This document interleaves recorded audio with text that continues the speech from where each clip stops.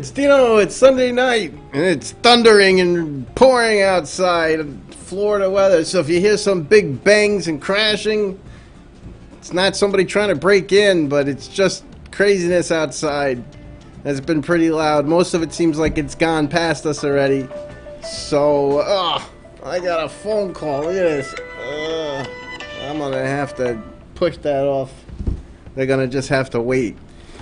Alright, so this is an odd time. I'm usually on at 9:30, but I decided to do something exciting for tonight as a Sunday night, and I'm just wanted to chat and goof off tonight. So keep in mind, I'm just a guy in a straw hat mumbling at the YouTube screen, obviously do your own research, and hopefully the information I bring to you will make life a little easier. I see M-Kid out there. It's good to see you, M-Kid. I'm glad you made it. Didn't expect anybody to actually show up, so that's really great, and appreciate you coming by.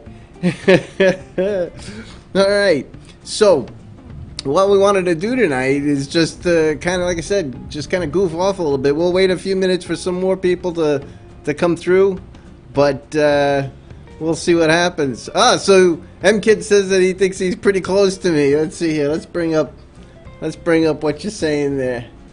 M-Kid says, he goes, I think I live within about 10 miles from you. Why is it thundering and lightning over there too? I tell you, it comes down pretty hard and it's pretty loud. But yeah, you can hear that thunder roll. Luckily, most of it's already gone past me, so I'm in pretty good shape. So it is what it is. So let's take a quick look. What I do wanted to tell everybody that tunes in at a later time is, don't forget, let's get myself out of the way there.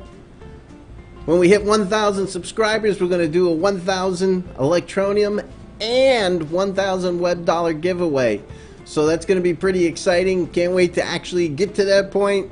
It'll happen at some point, but we're slowly working our way to that magic number of 1,000 subscribers, and I can't wait to give away 1,000 Electroneum and 1,000 Webb Dollars. So that'll be a lot of fun. So M-Kid's saying, here that he watched the fireworks from the Magic Kingdom on his couch. So all right. So that's a pretty good place to be able to see that each and every night. The fireworks, they don't go up very high, but you know, if you're close enough, you can watch them. There's a couple of communities that are actually on the Disney property, and then of course you have some surrounding townships or communities that are close enough that can see it. So good for you. That's exciting. I am not that close and would not be able to see that. But that's always exciting. So M-Kid, since you're the first one here, I want to give you 50 cryptos. What cryptos do you want? And post your address in the chat, and you're going to win 50 cryptos of your choice, Electroneum or Webb Dollars, just for being the first one here. So there we go. I'm assuming that you're going to want Electroneum, but you post it and you let me know, and those 50 cryptos are yours. I'll send them to you right after the show, just for being the first guy. Alright, let me change this over to here, move this here, and we'll get that ready. Okay, so don't forget that we do have that. Now, I'm going to probably also do a giveaway. Let's take a look here. Let's move this out of the way, and let's bring up a new window. Now, M-Kid's going to win 50 cryptos of his choice no matter what. I'm just giving it to him because he's the first one here. But let's see, we're going to give away some more cryptos. Let's go to random number picker. Alright, there we go. Let's put 100 in here. And at the end of the show, we're going to give away to the last live video, or we had our after party. So we'll go find that video, we'll pick that, and we'll give away whatever amount of cryptos that we have right to this now. So let's pick a number. Let's generate 74. So at the end of the show, we're going to give away 74 cryptos, either Electroneum or Webb Dollar of your choice. So let's write that down. ETN, Webb Dollar, 74. And we'll find out who the winner is at the end of the show. Now, obviously, for the next live show, you'll want to put your address into this video so that you can win out the next one. All right, let's see what we got here. Okay, so M-Kid saying that's kind, Dino. Let's put those coins towards the giveaway, spread the love. So M-Kid, he's pretty good, so he wants me to give those out to somebody else. So we'll put those towards we'll pile them up and put them towards another opportunity since M-Kid has donated them back to the basket. So thank you, M-Kid. That's really generous. Appreciate that. So let's see here. We got 74 was the generated number. And again, we'll give those away at the end of this show. All right, that's pretty good. Now, to be honest with you, most of today and what we're going to talk about, just a couple of quick topics. I have prepped nothing. I just decided just to walk up here and turn on the video screen and start yapping. But wanted to go over, I guess, maybe a couple of things that are on my mind. And of course, if you guys have any questions, you can put it out there. Sridhar, Kumar is out there. It's good to see you, Sridhar. We appreciate you stopping by. He's saying hello. Nice shout out to you. And we appreciate you coming by. All right. So, my first one is, I just wanted to give you guys a little update on Webb Dollar. And then we'll get into some Electroneum. Now, regarding Webb Dollar. Obviously, you guys know Webb Dollar is the coin you can mine from your browser. You just go to webbdollar.io. What I wanted to bring up on here is a couple of neat new things. By going to webbdollar.io, if you don't have a wallet, it'll instantly make one for you. There's no sweat off your back. Just put that in place. Now, what they have done is they've done an upgrade, and they've included a lot more pools. So you got the obviously still the Webb Dollar experimental pool, which is the developers pool. It does work and usually has all the newest features and test components in it. Obviously the Backham pool, the Banyosai Manuel, the Webb D miners, WMP, and Webb Dollar pool wins. So there's a couple of new pools that have been added. I can't speak to all of them. I do know about obviously the experimental pool, the Backham pool, the WMP pool. I know have been reliable and useful, but you guys may want to try out some of these other pools as you go along. So if you have extra CPU usage available to you and you're not doing anything with it and you got a rig running anyway, there's no big deal to open a browser and just let it collect and earn some Webb Dollars. Now, Webb Dollar is still working on their exchange. They've got a couple of things going on. They're working pretty diligently to get on an exchange. I noticed a couple of applications for a few reasonably good-sized exchanges that they're talking with now and interacting with. I know that they're still working on the Webb Dollar exchange itself, the WebDX, and additionally they are working on proof of work and proof of stake upgrade. So if you have Webb Dollars, you'll be able to keep them in this wallet, set it to 0, and whatever money you have in there will earn additional funds through proof of stake. So that'll be a new feature that'll be added to Webb Dollar. So that's kind of cool. They've been working non-stop to try to get a lot of these things done. Now keep in mind that I have been offline because I've been modifying a lot of my machines, and it's taken up a lot more time than I expected, besides obviously my full-time job. And what I've been doing is remodifying the defaults, and I've put a decent amount of machines, believe it or not, on BitTube. I believe in the project, and I think they're doing a pretty great job. So I think I've put about 25 GPUs on BitTube to let it mine. And right now, while the getting is good. Now keep in mind with BitTube, and we'll go through these here, and that's bit.tube. Hopefully I don't lose electric with the power. With bit.tube, as you watch, you can earn. Now you do have to sign up for the website, but as you watch a lot of the videos, there's Matthew Gray there, my buddy. He puts out a lot of videos. But as you watch the videos, you'll earn BitTubes, and of course, as a content provider, any videos that you watch, I'll get some BitTubes for it. Additionally, you know, I'm mining. I think 50% of all the coins generated are through mining. 30% go to content creators, and 20%, I believe, go to viewers. So there's a lot of BitTubes to be earned. It's relatively new, and you can get a hold of them now a lot easier than it'll be later on down the road. So if you have an opportunity to watch videos on BitTube, you can earn some. Now I kind of watch while I'm working downstairs sometimes, and I think I've made about 80 BitTubes just by watching videos. So that's kind of cool, and definitely check it out.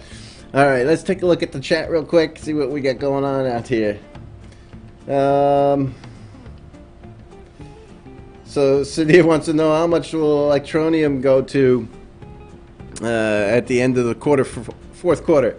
I don't know. And here's the thing. You guys all know as well as I do that crypto's in a really awkward place right now. And I've seen some of the most feverish, dedicated crypto folks throw their hands up in the air and say, I need to take a break. And you know, this is happening. It's trying the soul of men right now, because it's just really in a bad place with Ethereum taking a pounding, and you know, every token that's attached to Ethereum is going to be degraded, and it's going to cause a ripple effect. Yeah, crypto as a whole is really stagnant right now, and to expect anything other than that for the next period of time is going to be really tough. I believe that we'll see some kind of uplift at the end of the year. It's not going to be like last year, but we'll see an uplift. Now, Electroneum is putting in place some amazing stuff. They've already started to roll some of this stuff out. Ooh, thunder. I don't know if you guys can hear that.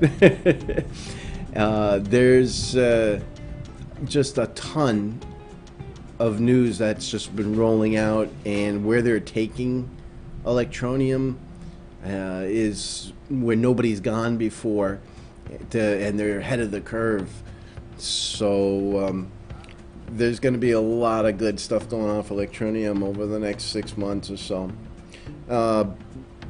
I'm going to get back to you guys on this. I just wanted to let you know about what I was doing with my mining. Obviously, I have my ASIC that's locked up and hidden, and that stays on Electroneum at all times.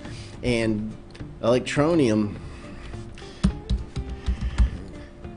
I believe that there's just a lot of folks that are starting to get the X3s and Bicles. That's not what I want. I wanted Crypt Unit, not Crypto Unit, Crypt Unit. And the fact of the matter is that, let's go to the ASIC. All right, let's take a look here. So Right now, I'm down below 500 coins. We're at 492. And I told you guys it would get down there, right? Remember, it was at 13 when we started, 11 for quite a while. Now we're down to 500 Electroneum per day that the unit is making. And with the price to where it is, it's at 263. So basically, I'm breaking even when it comes to fiat, but I'm still collecting Electroneum as much as possible with that experimental ASIC. So I got the ASIC, I got some machines on BitTube, and I moved a decent amount of machines. I took all my NiceHash machines. I left one on NiceHash just so that I had a marker of what it's doing and where it's at, and I moved the balance of them over to Loki. Now Loki's been doing pretty good. I'm not even sure if it's on here. It's not going to show up as because I put in ASIC information, but Loki's been doing pretty decent. Their price went from 12 to like 15 cents, so they're still in a good place. But again, I can score a lot of Loki still until they go proof of work, proof of stake, which I don't think happened yet. It's supposed to be happening soon, but I could be wrong on that, but I don't think it's happened yet. And the amount of Loki that you can still snag is pretty good. Now, of course, I use my CPUs, and I'm mining Webb Dollars, and I'm mining Varus coin. Now, Varus coin is a slow go. There's obviously a lot of people mining the puppy. There's a lot of horsepower behind it, and having said that, if I get 5 to 10 a day, that would be probably the maximum on Varus coin. So, but I'm letting that run, and of course on Webb Dollar, I've also modified a lot of my machines. Instead of using just the browser, if you go to the if you go GitHub, so if any of these guys, you guys are I see a bunch of people out there. If you guys are technical, you can go to GitHub, Webb Dollar, and I'm going to show you this real quick because you can get a little more horsepower out of your CPU. You click on the node Webb Dollar here on the left, slide down, and you'll see a folder for tutorials, and you can click this third one down, how to mine Webb Dollar in a terminal. Now this is going to take a little bit more effort. It's not as easy as just opening up a browser, but this basically, instead of using a JavaScript to do the hashing, it uses C++. And if any of you guys are technical, you will know that C++ is a lot closer to the hardware, therefore it runs significantly faster. Now, to do that, you just follow this set of instructions. You download the Node JavaScript, you install it, you install your Python, you set up a directory and throw this library in the directory. From here you can click and install the Git, so that you can snag the files from GitHub, and you open up a command screen using the administrator function, right click in administrator, and then follow through this. Now keep in mind, this ran on like half my machines, the other half it didn't. On the ones that it didn't, I was scratching, pulling my mustache and trying to figure out what's going on. And what I ended up doing is installing the distributable C++ install pack from Microsoft, and for some reason there's a file that's not coming through, or it's not getting set up correctly in the registry. So by doing the manual C++ installation, that solved the problem, and then I was able to run.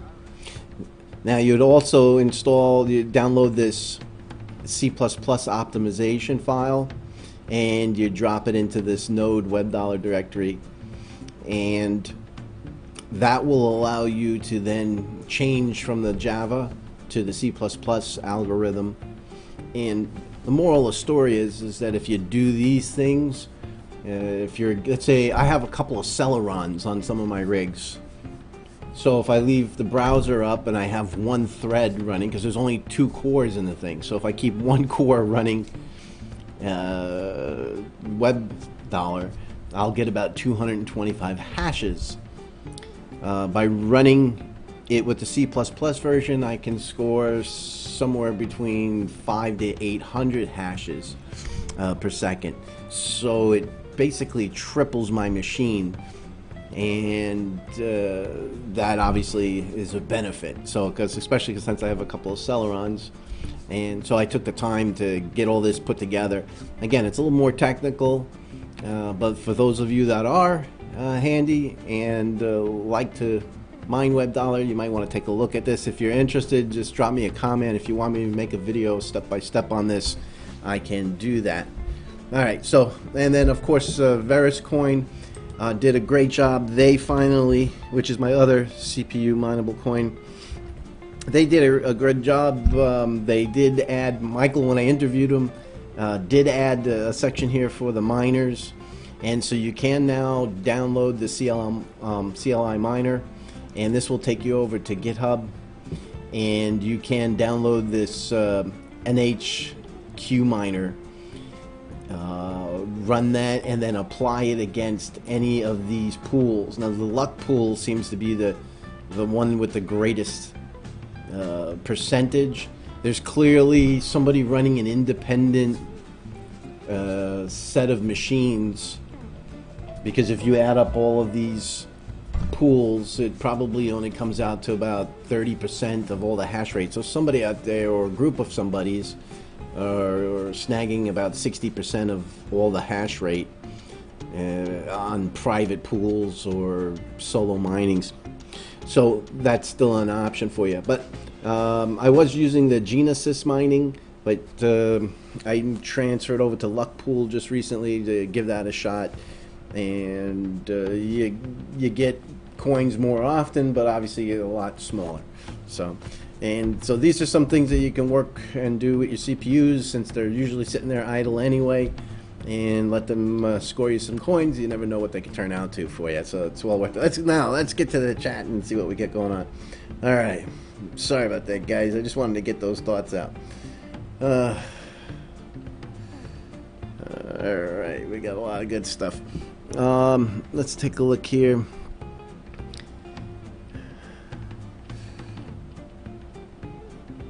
Okay, MKid says, what do I think about Bitcoin shooting up $200, $300 in seconds after it crashes $200 and $300 in seconds? Yeah, that's a problem. And obviously there's a lot of nonsense going on. Let's take a look at CoinMarket. I don't even know where it is at the moment. So we're at 63. From what I understood, it was like 58 this morning, right down in this time frame. Let's bring that up and take a look at it. I can't look at Ethereum, $198. That is shocking. It's crazy. This is definitely trying men's souls right now. Let's take a look here. 7 days. So 62. Somebody told me it went down to 58. So it looks like it was down to 62. Up to 64, back down to 63. You know, obviously these are positions being placed or liquidations of shorts and longs. You know, people may have thought it was going to go down further. It didn't. Got shorted out. Whenever you see these little Bart Simpsons, these little Bart Simpson haircut things going on here, it's nonsense going on. It's real simple as that. Hey, Michael, it's good to see you. Glad to see you out there. Appreciate you stopping by. All right. Yeah, MKid says he feels like the Bitcoin's being played like that banjo in the movie Deliverance. There's no doubt. There's no doubt. You know, everybody keeps saying, oh, this was from the Goldman Sachs news and all that. I don't buy into any of that shit stuff.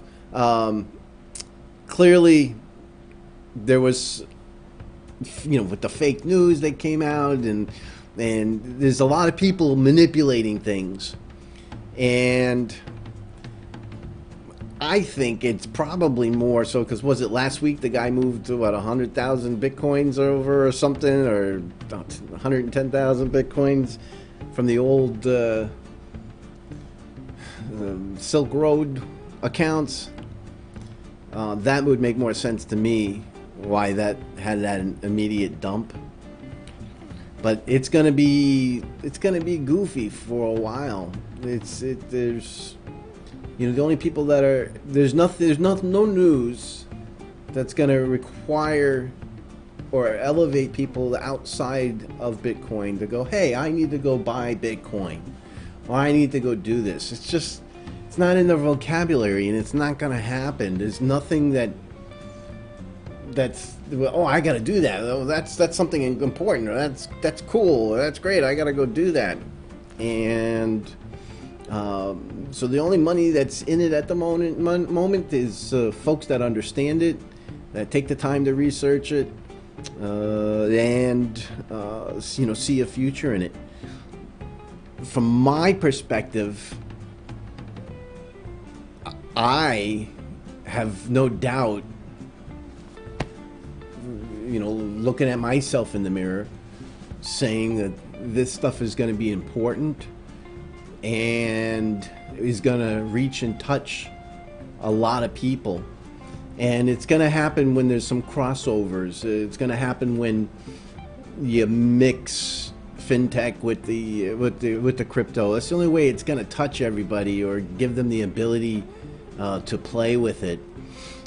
Crypto as a whole, it's too complicated for the average Joe.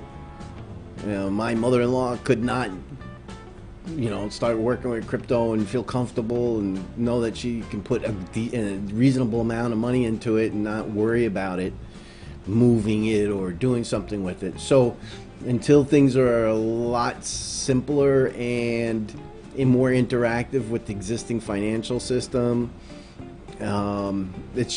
it's really only those specialty people, and that number will grow, but it's not going to be massive until it becomes a lot easier. Coins like I said, like Electroneum, you got Dash, you got Stellar. They're trying to come up with methodologies to make it more friendly.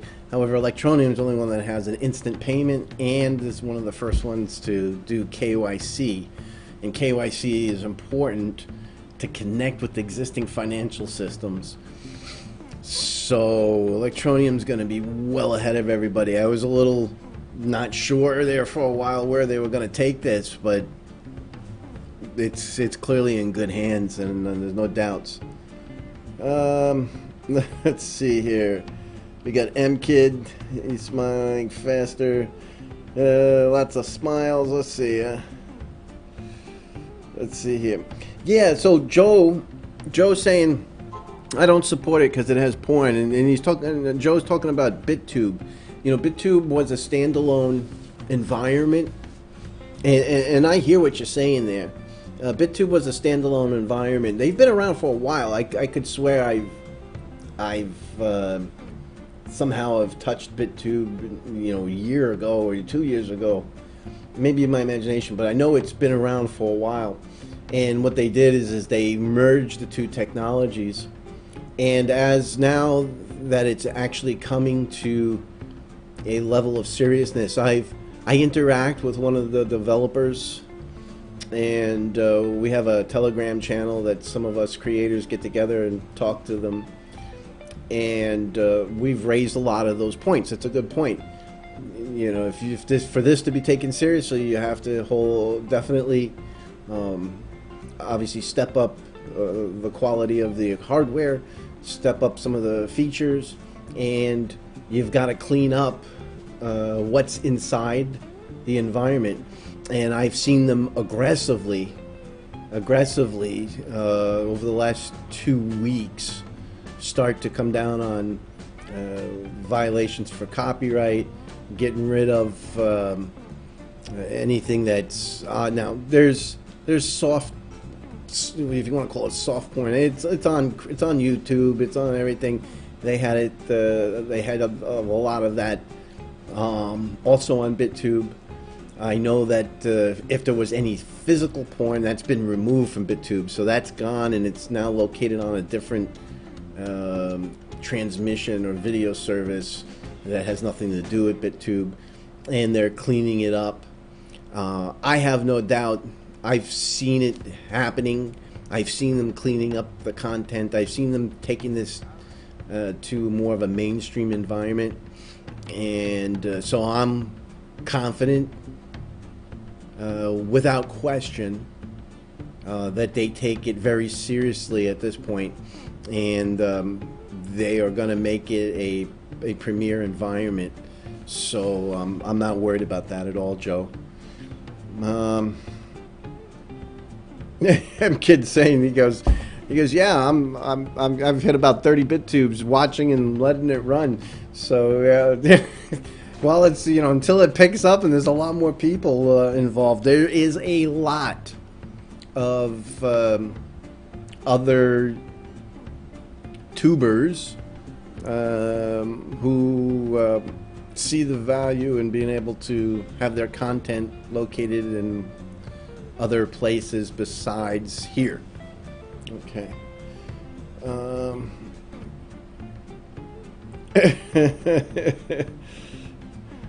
right. Let's see here. He's talking about on BitTube here too. He goes, so I'm not sure if it was porn, but I did have it on. And watching Dino, and next to the video was a very busty woman on a trampoline. Yeah, that's the soft stuff, and believe it or not, it's used, you know, it's eye candy to try to get you to click on their stuff, and it's the same stuff's on YouTube.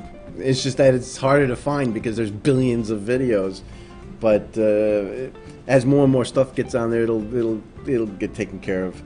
All right, Trade Wars. So Trade Wars is asking me, he goes, it's good to see Trade Wars. I haven't seen you on the channel before.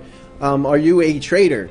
Not really. I would not consider myself a trader. I don't buy coins and sell them on a daily, weekly basis type of thing. I'm more of a mining and holding type of guy.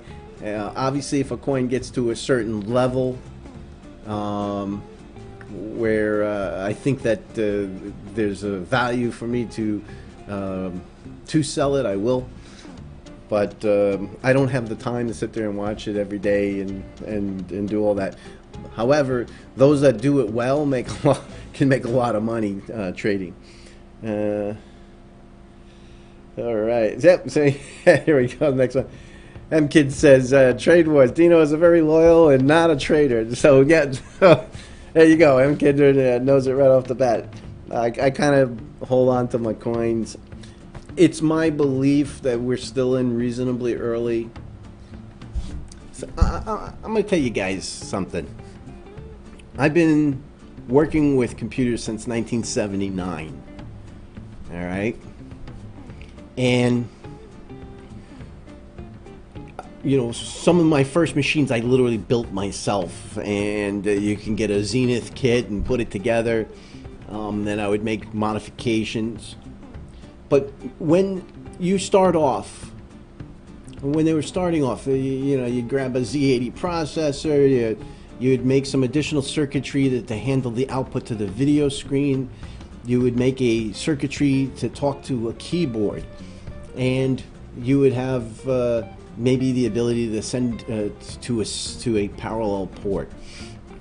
All right, so the processor itself can't do anything. The CPU that's in the computer can't do anything. You had to write code, some firmware that was embedded in the machine that got loaded immediately, and it could talk to that additional circuitry. And that firmware would allow me, it would say scan the keyboard, and it would sit there and monitor the keyboard. And when a key was pressed, it would move that data into the processor and then into memory to store it if that's something that you pressed. It would then send additional There would be other firmware on the other side that would send it to the video circuitry that say, put that A on the screen. And this initial firmware was the ins and outs to literally make all of the components talk and work with each other, all the circuitry talk to each other, so that the processor had something to do to be able to, because the processor, by itself, a processor can't do anything if you can't get information to it and you can't get the information out of it. Okay. And so that was your first code, is in that basic firmware. From there, you could then build an operating system on top of it, so that you didn't have to talk to the thing in machine language. And you would build, you know, CPM, which was the first, before DOS there was CPM, and it was a command language, and you can change the directory and look at things, or, you know, see what files, or run a program. And so you're operating, so you had your firmware working at the hardware level, you had an operating system, then on top of that you would then have your program that ran on the operating system that used the firmware that talked to the processor.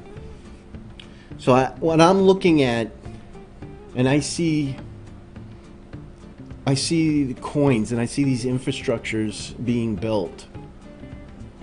It just outright reminds me that these first coins and these first infrastructure configurations are the very first level, the very first tiers of a network-wide computer, and it's the first ones that come out. It's basically the operating systems that programs will be built on. And, you know, just like Microsoft and all these others that came to fruition, that ran and got the information in and out with their operating systems, it allowed all these programs to be built. And you can buy Windows for, what, $99, but the program from Oracle that runs on it, that runs a database, it's going to cost you, what, $10,000 or what have you. Whatever.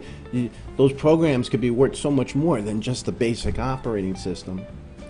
So when I see, from my perspective, when I look at what's going on and what's being put together, things like Elastos, things, you know, Cardano and EOS and all these infrastructure-based units, and then these store of value coins, it's clear to me that this is the first tier level of something so much greater and bigger that's going to be, in 20 years, is going to be built on top of all of this.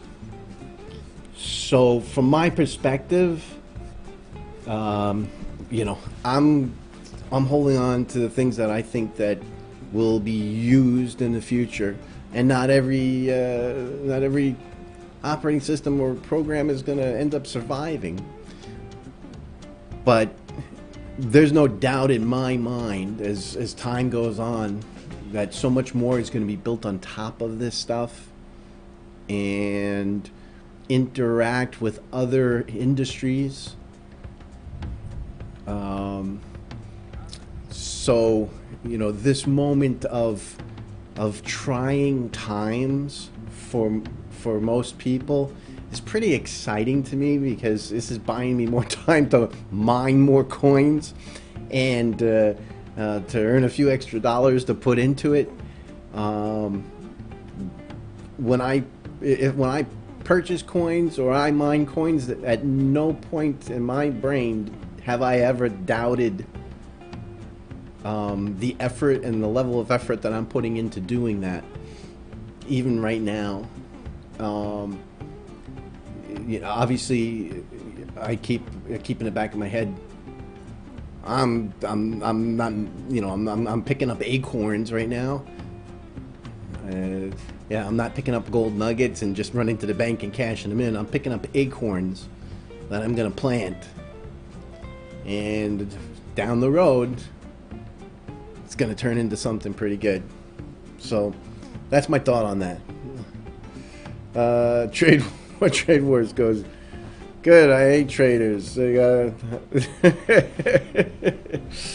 so obviously you don't watch the trading shows. No, it's if you watch a lot of my shows, they're based more on mining and kind of future of what's going on.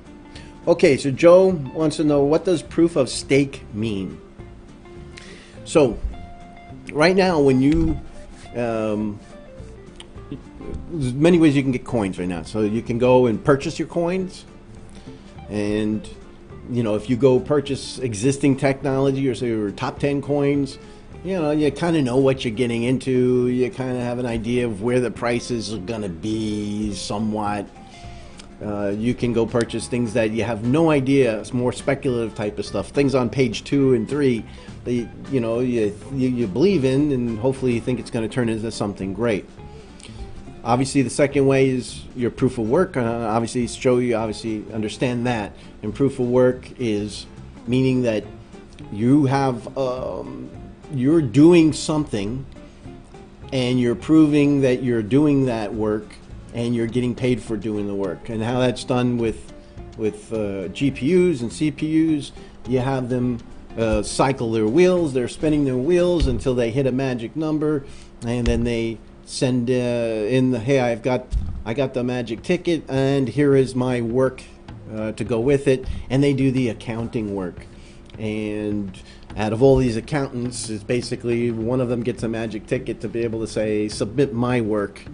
And if the group, and you get a share, and if the group closes out the block, then you get paid on that. Now, another way of that they're looking at is what's called proof of stake.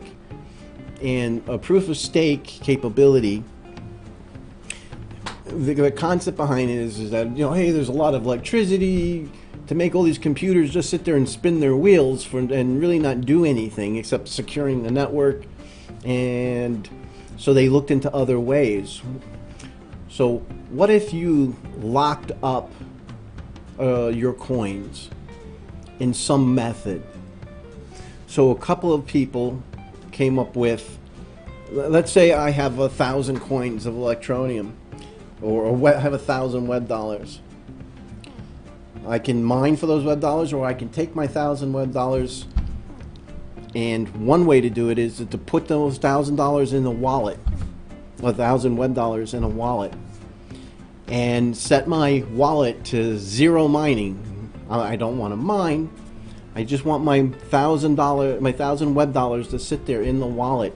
And by running the wallet in zero mining mode, it uses a different type of algorithm, and the wallet will participate in proof of stake. In other words, you're putting up money to earn money. It's almost like interest. So I put the 1,000 in there. The wallet does an algorithm, and it's sent in, and when everything is processed, it takes a look and says, all right, Dino had 1,000 Webb dollars, this guy had 50,000 Webb dollars, and it produces the coins and then distributes it like interest to each one of the staking holders. Now the advantage to that is that it creates and it makes people keep their coins sort of like a savings. It's like a forced savings account, because if I keep $1,000 Webb dollars in my wallet, I can earn, quote, proof of work or proof of stake interest. So I earn coins by just keeping coins in the wallet. If I sell the coins, I no longer can make more coins from that. So the energy has been spent and stockpiled, and I put it into the wallet and I can earn it. Another way that you can do proof of stake, a lot of them are selling these things called master nodes or service nodes, like Loki's doing service nodes. Most of the other coins are doing master nodes. So you put up 50,000 coins or whatever, each one is different. So you go and you spend $1,000, $2,000, you buy all these coins. You can then stake them by locking them up, and then you have the right to run a master node, and the nodes are what does all the consensus and keeps all of the records. So now I can put my master node on the network, I stake my coins, I put it in there, the amount of coins that are in there activates it, and now my master node, since it's now part of the master system, gets paid for doing that work. So by having those coins locked up, I basically purchased a robot, and that robot is going to make me X amount of more coins. So those are the two main ways of proof of stake that are being used today. Okay, let's see here. Trade Wars goes, yeah, that trading stuff, it just seems like a bunch of gibberish. Yeah, well, you know, you got the descending triangle going on here, and then it's going to drop in curly Q, and then we're looking at a Fibonacci, and there's a technical analysis and all of that good stuff. There's no magic bullet. You know, I take a look at it. I kind of see what the trend is. I pay attention to it. But ultimately, there's many times I go, you know, my gut's telling me something this, you know, and I kind of go on my gut. But it brings the information. You can technical analyze things to death and paralyze yourself because you can't come up with an answer, and quite frankly sometimes getting just a little bit of that information kind of gives you an idea. The problem lies with technical analysis. It becomes a self-fulfilling prophecy. You have all these guys that really spend lots of money, invest lots of money, they play with this technical analysis, and they look at it and they go, oh, okay, well, when it hits this point, it's going to go down. And if you have enough people that say when it hits this point, it's going to go down, and they sell it at that point, what happens? It goes down. So, you know, you know, that's just the way it is, and that's why these things, when craziness happens like this, when, you know, everybody's like, yeah, it's working just fine, it's working just fine, and then something happens like this, it throws everybody off balance with the technical analysts. Hey, the Pulse. Great Pulse, we appreciate you stopping by. Thank you for the blessings. That's all fun and good. I appreciate it from my heart. Thank you. Yeah, it's good to see you. Okay. There we go. Sridhar says, thanks for the info on GitHub. Yeah, that was for the Webb Dollar. Definitely go out there. It's you know, not for the faint of heart. But if you're handy and technical, you can upgrade your Webb Dollar capacity by 3 times by using the C++ integration module. Now, you still obviously can mine it just fine with your web browser, but you can squeeze a little more juice out of the story if you've got some effort. Let's see what Michael has to say. Michael says he just used Liquid Exchange to buy Electroneum. Really like the exchange. I think it is my favorite. Yeah, I what's that with Coin and one of the other let's see. I forgot what the other one was. They got together and they created Liquid. I was taking a look at the Liquid exchange and the history behind it, with the volume that it had. I personally think that Liquid is probably going to become one of the more important exchanges for Electroneum as we go along. And from what I heard, a lot of people really enjoyed using the exchange. I still tinker with KuCoin when I play with my Electroneum.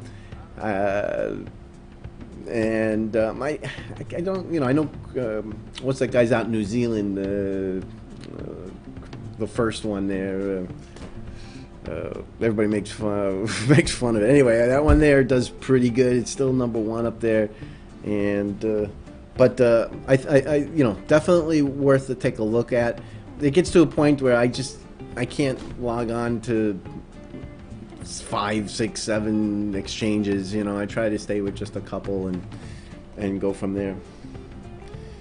Okay. So Sridhar, he wants to know about VeChain Thor, and I do have some VeChain and VeChain Thor, and I do understand that the Thor was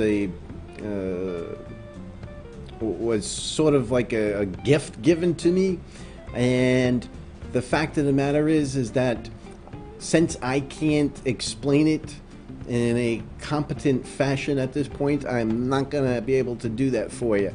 I don't have the answers exactly the concept behind Thor is. I'm not sure if it's like gas for Neo, and you got the VeChain Thor and the so, and I know there was the name change, but so I'm going to skip that, and I'm going to ask for a lifeline on that one. But I'll look into it, and I'll get you that information as we go forward. Phoenix Rising, good to see you out there. He's saying go ETN. Absolutely. You know, Electroneum, for those of you that are patient, as any good investor, see, there's a big difference. You have a lot of folks that, you have people that are investing, and you have gamblers.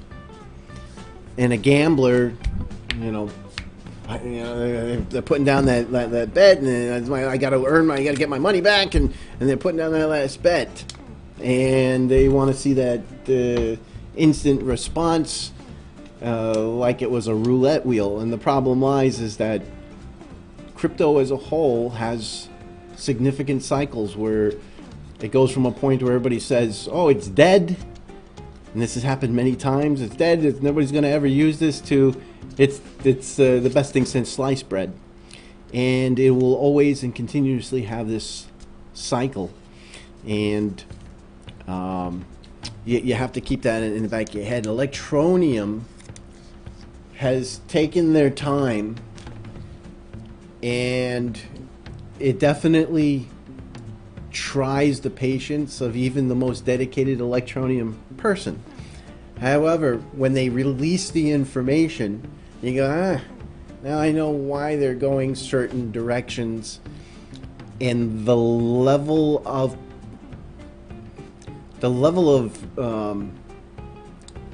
high quality genius is behind it. It really kind of stuns me sometimes. You know, I get upset. I'm like, well, you know, this coin here got it on a phone, or they're distributing it on a phone, and why can't Electroneum do that? And I'm like, what the heck is going on?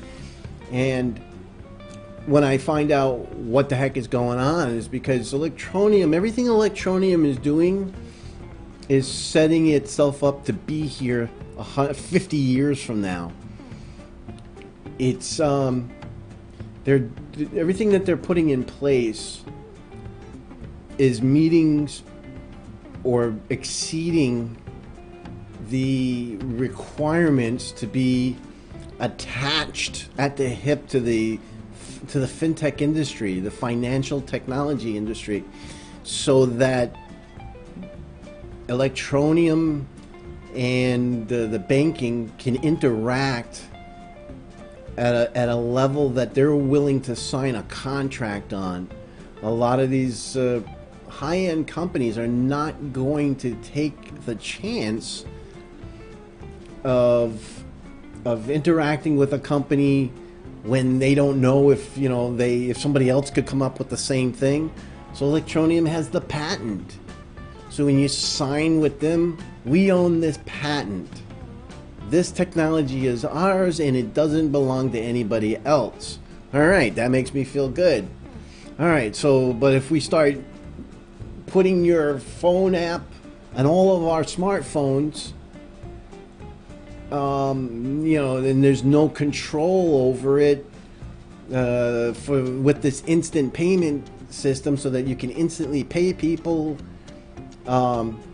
We've run now afoul of governments for money laundering, and we just can't do it. So Electroneum's ahead of the game. We're going to KYC. Now, keep in mind, it's a blockchain. You can easily run. You go right to GitHub. You go right down there. You go GitHub Electroneum, right? And you go right here to Electroneum GitHub. All right. Now, once you're in there, you have your node. You click on your Electroneum. You can download the current node. We can go. It might be easier. Go to Electroneum releases. GitHub Electroneum releases. Releases. Let's go to releases. All right.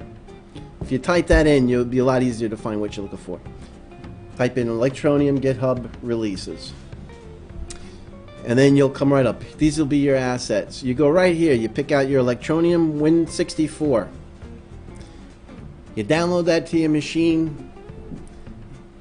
You execute the Electroneum D. It downloads the blockchain so that you have the node in all the blockchain. You then activate the CLI wallet. You can keep your coins in there. You can send and receive all the coins you want, and you don't have to get involved whatsoever in any way, shape, or fashion with Know Your Customer, because you're interacting yourself directly with the blockchain. Nobody's going to stop you. Nobody's going to do nothing about it. There's no way they can. I can send from my CLI wallet, you know, any amount of Electroneum I want to any other person, and I never have to get KYC'd or even touch that. I just do it on my local wallet.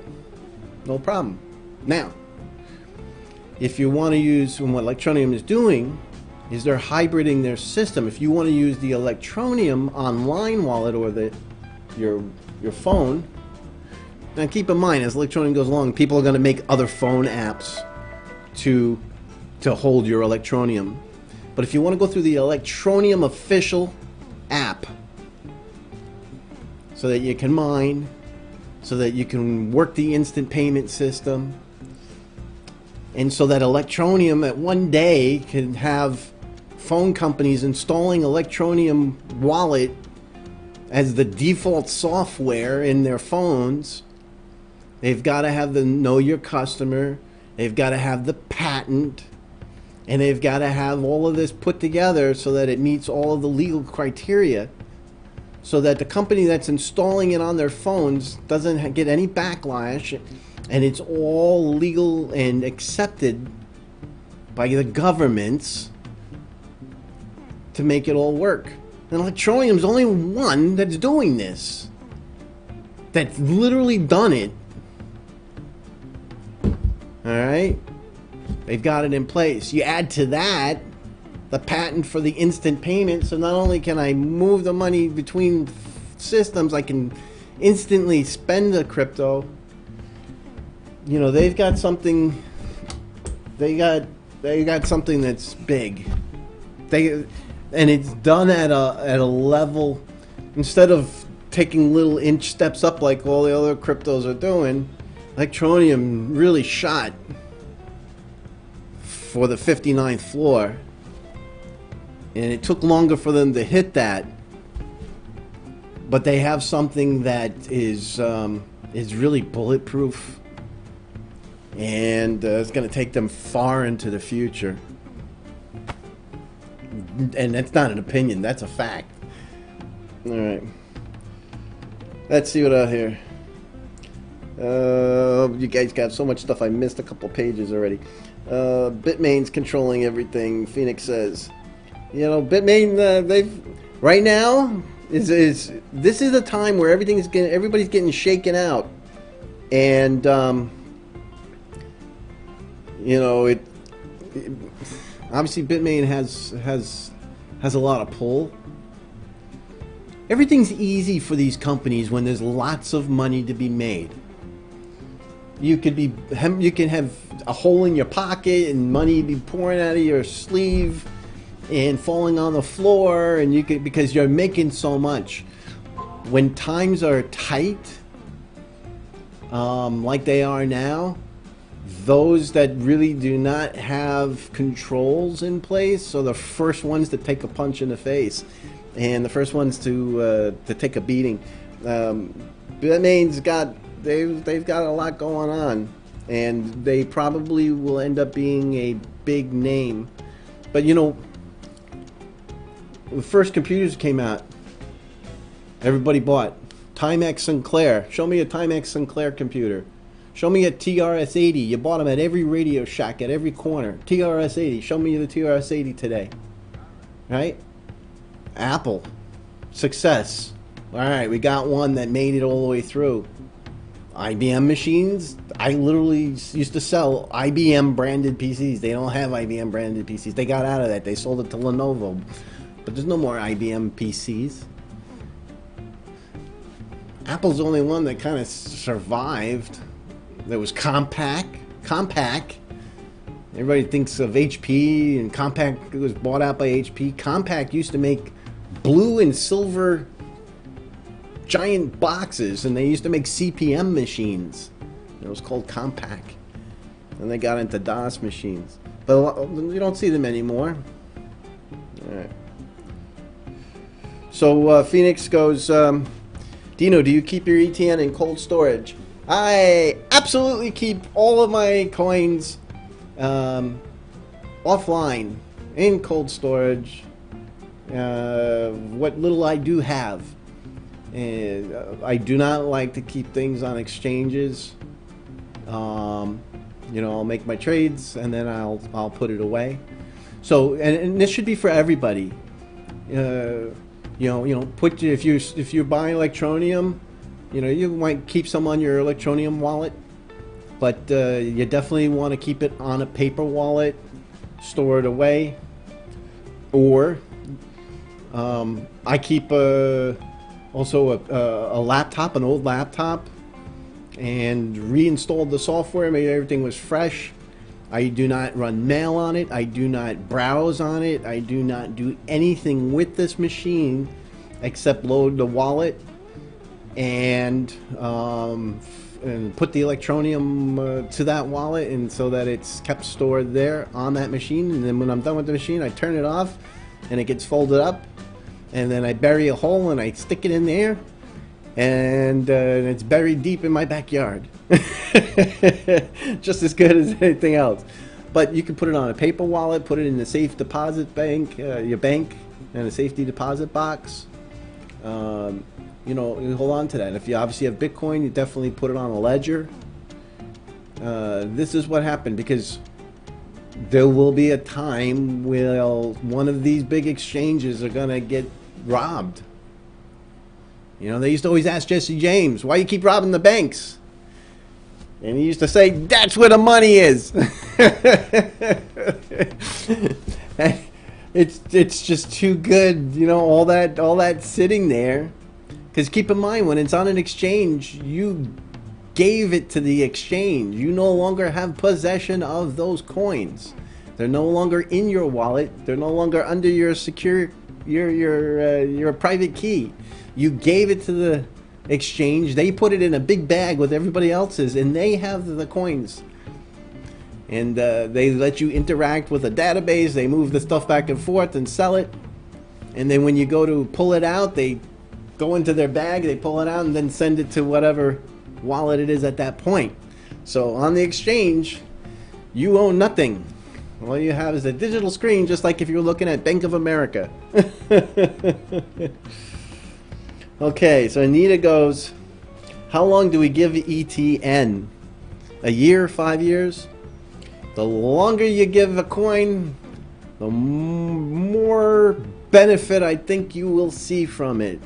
And that is, as far as I'm concerned, the crypto industry as a whole. Now, there is a point where I believe that like this right now, see, this is more of a these are the trying times. These are the times that that projects that were not prepared end up closing shop.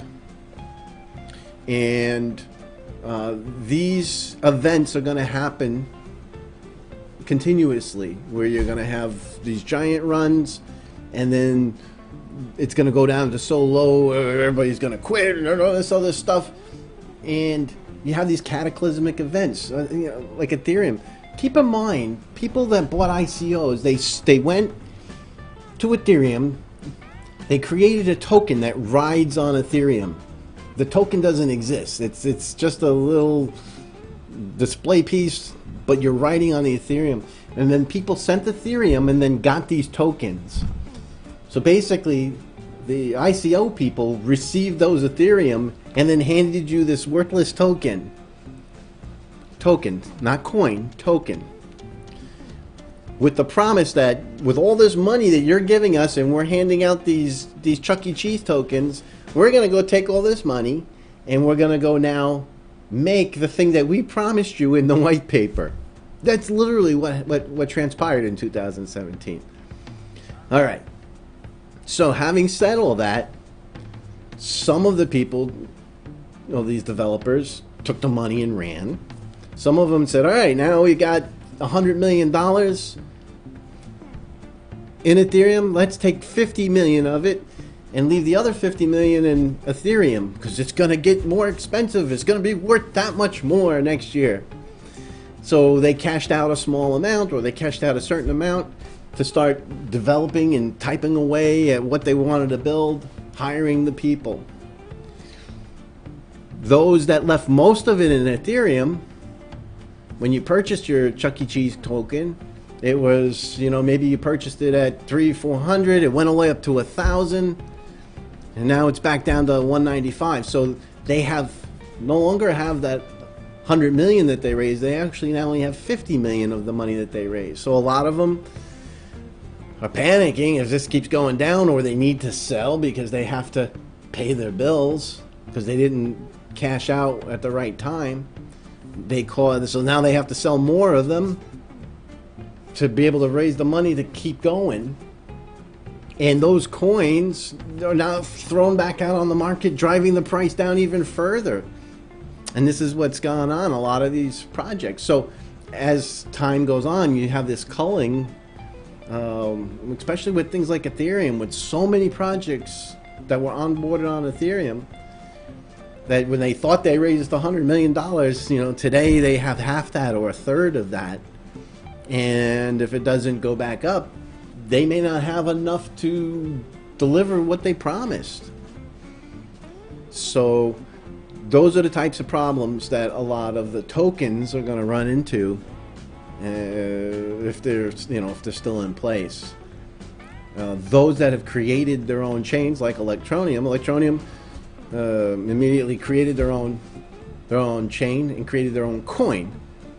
And then you got the coin. So they're independent of that. Ethereum could go out of business and it doesn't affect them. But those that are still tokens, it's a problem. And so when you have these ups and downs, those downs are where you're going to see a lot of projects take a nosedive. Hey, Duncan. It's good to see you. Yeah, we're just chatting on a Sunday night. Just goofing off. I haven't been on in a while. I've been so busy rebuilding all of my mining rigs and straightening out my computers and stuff like that, and I've just been really up to my eyeballs. Okay, Phoenix Rising likes my acorn analogy.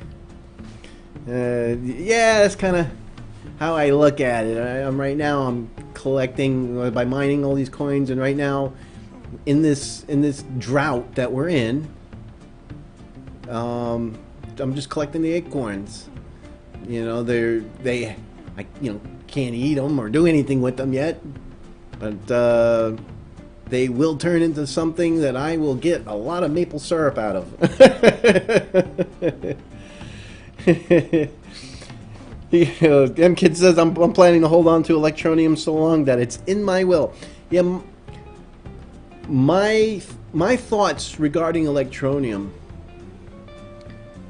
And I have very few coins that I could say I plan to sell or not sell. Some of them I will definitely sell as the right time. Electroneum, My plan with Electroneum is that with what they have coming, and once it starts to get integrated, that there won't be a need for me to trade it back to fiat. I'll have the instant payment system. I'll be able to, everything will, if Electroneum, the things that they have in place put it at such a high standard, and the bar is so great, that I don't think that I will ever have a need to move those back to fiat. Now, keep in mind, I am not a crypto gambler. Alright, I'm a crypto investor. Crypto gambler puts and buys coins that more than they can afford, and then gets really broken out in a sweat when the market. If the market went to $1 tomorrow, I'd be like, wow, I want to make a video. Because I don't put any, I mine the coins, and I don't put in anything that's going to affect my life. If I have an extra 20 bucks, I'll spend the extra 20 bucks and buy coins. Maybe if I'm lucky, I got an extra $100, and I'll buy $100 worth of Bitcoin and turn it into something. It's not going to affect me. I don't know. Could I go out and take whatever savings I have and put it all into it? Yeah, I could. Will I probably